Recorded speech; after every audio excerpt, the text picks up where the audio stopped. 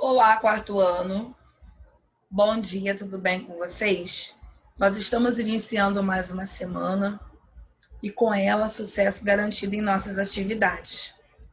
Hoje, no nosso livro Trilhas, módulo 3, na parte de História, nós iremos iniciar o capítulo 5, onde fala sobre deslocamentos populacionais. Nós já falamos sobre o campo, sobre a cidade, já falamos sobre os grandes avanços que aconteceram no Brasil desde a época do descobrimento. E hoje nós vamos começar a falar como aconteceu esse deslocamento de pessoas para várias regiões que hoje formam o nosso Brasil. Na página 242, nós vamos ter o seguinte: ao longo dos anos, diversos deslocamentos populacionais ocorreram no Brasil. Essas pessoas migraram para outras regiões por diferentes motivos. Porém, a principal busca era sempre por melhores condições de vida. Bom, vamos começar a trabalhar e a ver, como acontece essa movimentação da população em diferentes tipos de regiões do Brasil. Bom, na página 244, a gente tem aí um tema bem legal que fala sobre a população em movimento. Bom, eu vou começar a ler para vocês e vou explicando cada ponto importante dessa página. Quando as pessoas se deslocam de seu local de moradia para viver em outras regiões, dizemos que ocorreu o deslocamento populacional ou a migração. Os migrantes são pessoas que mudam de um lugar para o outro, geralmente em busca de melhores condições de vida. Se nós observarmos aqui na cidade do Rio de Janeiro e também no estado de São Paulo, existe uma grande migração de pessoas que saem da região Nordeste, que vêm para esses dois estados à procura de melhores condições de vida. As pessoas que moram no interior da região Nordeste vêm para o Rio de Janeiro e também para São Paulo em busca de melhores condições de moradia, de trabalho, de escola, de saúde. Bom, o mais interessante que eu acho é que todos têm uma grande cultura que acaba interagindo com a gente, trazendo aí um grande conhecimento cultural, tanto para São Paulo quanto para o Rio de Janeiro. Bom, agora eu vou para a página 245, onde nós temos o tema os deslocamentos ao longo do tempo.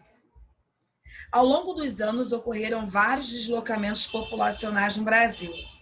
Alguns deslocamentos ocorreram de forma temporária, ou seja, eram viagens ou expedições que duravam um determinado período de tempo. Outros deslocamentos foram permanentes, ou seja, as pessoas se mudaram de seu lugar de origem e se estabeleceram em uma nova região. Bom, pessoal, esse deslocamento ele vai acontecer desde a época em que o Brasil foi descoberto.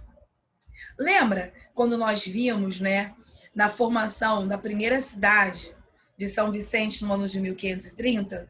Então, ali também ocorreu um deslocamento muito grande de pessoas que foram tentar uma vida melhor na cidade de São Vicente.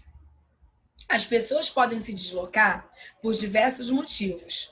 Elas podem migrar, por exemplo, em busca de novas oportunidades de trabalho e de uma vida melhor. Elas também podem migrar por causa de guerras, perseguições políticas ou de problemas ambientais no lugar onde vivem. É importante conhecer os motivos que levam as pessoas a migrar. Por isso, nos ajuda a compreender melhor o local onde vivemos e como a nossa sociedade se formou. Então, pessoal, o deslocamento ele vai acontecer o tempo todo, seja para a cidade de São Paulo, ou seja para a cidade do Rio de Janeiro, como eu falei com você. O mais importante é nós entendermos que esse deslocamento acontece sempre por uma melhor condição de vida, seja tanto do homem quanto da mulher. Agora nós vamos para a página 246, onde nós vamos falar sobre as bandeiras. Bom, nos primeiros anos da colonização do Brasil, os portugueses se estabeleceram próximo ao litoral. O interior do território passou a ser conhecido pelos colonos aos poucos. Uma das primeiras atividades que exploraram esse território foram as bandeiras. As bandeiras eram expedições ao interior do Brasil, ocorridas nos séculos XVI e XVII, com o objetivo de capturar indígenas para escravizar, bandeiras de apresamento. Então, as bandeiras de apresamento tinham como objetivo capturar e escravizar os índios, como já acontecia desde lá da época do descobrimento do Brasil. Só que ela também tinha uma função muito importante, que era de procurar ouro e metais preciosos, que são as bandeiras de prospecção. Então, guarda na sua cabecinha. Bandeiras de apresamento, captura de índio. Bandeiras de prospecção, procura por ouro e metais preciosos. Os caminhos percorridos pelos bandeirantes contribuíram para que o interior do Brasil se tornasse mais conhecido, possibilitando o deslocamento de muitos colonos para regiões mais afastadas do litoral ao longo dos anos. Bom, a gente tem aí um mapinha, né, do século XVII que vai mostrar para a gente aí um pouquinho desse estabelecimento das bandeiras, tanto das bandeiras de apresamento quanto das bandeiras de prospecção. Já na página 247, a gente tem aí a figura do bandeirante, né? Que vai falar o seguinte: as expedições dos bandeirantes reuniam um grande número de pessoas e podiam durar semanas, meses e até mesmo anos. Durante as viagens, os bandeirantes viviam com pouco conforto. Eles caminhavam em matas fechadas e tinham poucos recursos disponíveis para a sua alimentação. Olha que interessante, porque nós temos, né, duas imagens apresentando para a gente essa forma de como os bandeirantes eram vistos, ok? Os bandeirantes foram importantes para a exploração do interior do Brasil.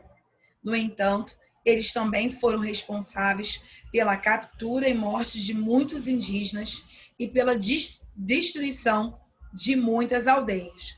Nós sabemos que após a época do descobrimento do Brasil, uma grande quantidade, né, de tribos indígenas e de índios foram extintos da nossa terra, que hoje forma o Brasil.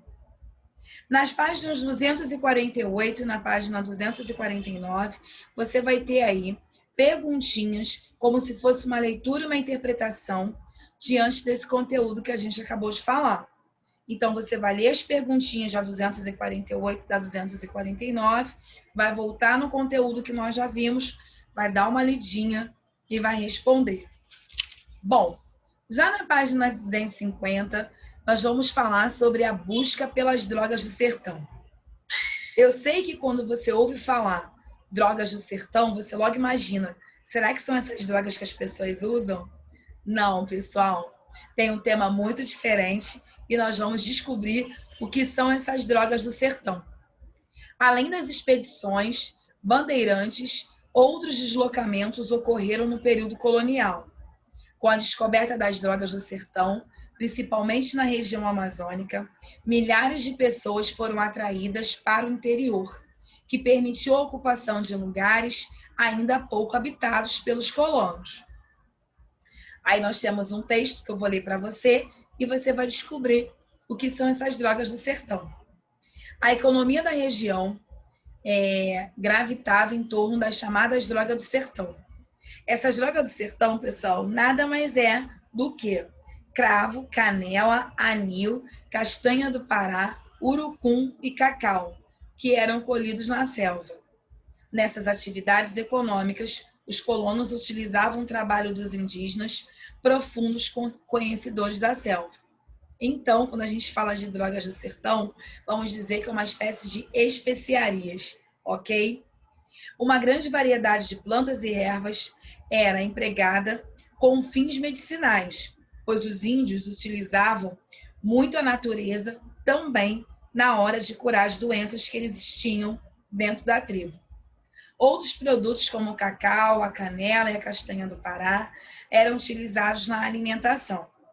As drogas do sertão eram muito valorizadas. Por isso, muitas delas eram utilizadas como moeda de troca em diversas atividades econômicas realizadas no Brasil. Se nós formos parar para pensar, pessoal, a canela, o cacau, a castanha do Pará, o anil, eles possuem, na verdade, um gosto bem específico. Por isso, essas drogas do sertão eram tão valiosas nessa época. Agora nós vamos ver aqui na página 251 como acontecia os caminhos para as minas. Vamos lá? A exploração de metais preciosos foi outra atividade econômica que estimulou o deslocamento populacional para lugares distantes do litoral, principalmente no século XVIII. Para abastecer os moradores das regiões das minas com mercadorias, foram organizadas expedições, entre elas as do tropeiros e as monções. Vamos ver qual é a diferença entre tropeiros e monções? Vamos lá. Os tropeiros eram comerciantes que percorriam diversas rotas rumo ao interior da colônia, transportando uma grande variedade de mercadorias no lombo de mulas. Já as monções eram expedições que transportavam mercadorias para as minas por meio de rotas fluviais. Rotas fluviais significa rotas marítimas. Então, fique ligado. Os tropeiros, eles percorriam caminhos do interior da colônia, onde eles vendiam, mercadorias para as pessoas que trabalhavam nas minas de ouro ou que trabalhavam na extração de metais preciosos. E já as monções tinham uma outra função, que era de transportar a mercadoria das minas para as rotas fluviais. Depois, você tem na número 2 uma atividade para fazer, e a número 3 você vai escrever no seu próprio livro, mesmo tendo um balãozinho de pensamento. Pessoal, uma boa atividade para vocês, um grande beijo e até amanhã na nossa aula de geografia.